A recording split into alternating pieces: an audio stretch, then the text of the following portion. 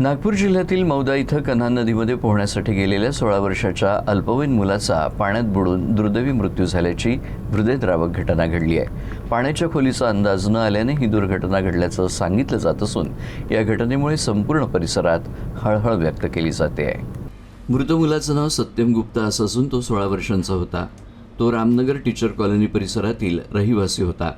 मिळालेल्या माहितीनुसार सत्यम हा सकाळी 6:30च्या सुमाराला आपल्या काही मित्रांसोबत कन्हान नदीच्या घाटावर पोहण्यासाठी गेला।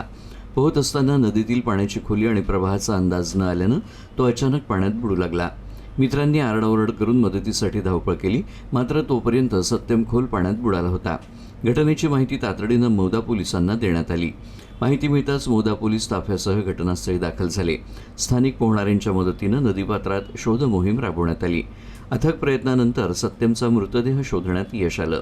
दरम्यान या दुर्घटनेनंतर ग्रामीण रुग्णालयाची रुग्णवाहिका वेळेवर घटनास्थळी न पोहोचल्यानं नागरिक आणि नातेवाईकांमध्ये तीव्र संताप व्यक्त करण्यात आला।